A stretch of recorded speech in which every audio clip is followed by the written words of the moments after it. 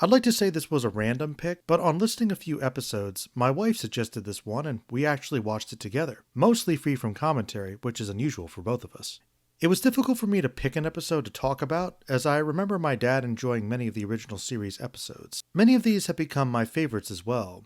The Devil in the Dark, the Corbomite Maneuver, Journey to Babel, etc. Turnabout Intruder has never been one of them. Actually, one of the reasons I considered tackling this episode, or even avoiding it altogether, came from its reputation as being the worst, or at least one of the worst, original series episodes. Not so bad it's good like Spock's Brain, which has similar clunkily delivered themes, funnily enough, but generally not loved by the fandom.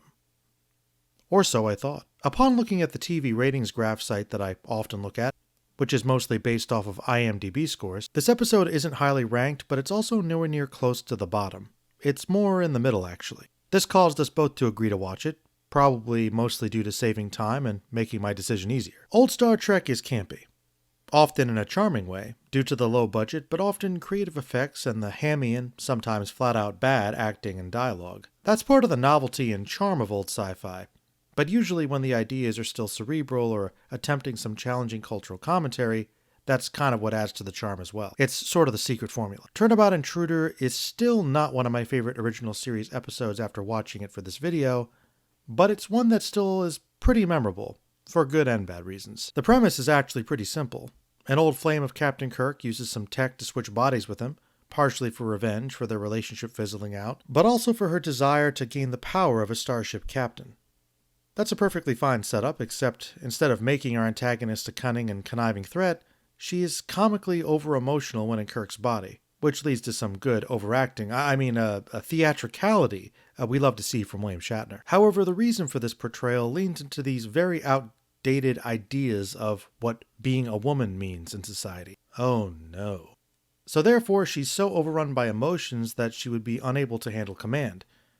And this irrationality of her emotional outbursts leads to her eventual demise in the episode. Oh boy. I'm not saying this would have worked much better if they hadn't leaned into these sexist and downright misogynistic ideas, but the problem could have been solved if they said she was just unhinged or mentally unstable, which she clearly is. Her being a woman shouldn't have anything to do with it. Who wrote this anyway? Oh. Well, Gene Roddenberry wasn't perfect, and Star Trek always had some trouble with female representation, especially in the earlier series. Although, usually they are nowhere near this bad. In fact, many episodes featuring women in the original series show them as strong, well-rounded characters. Remember in the pilot when the first officer was a woman?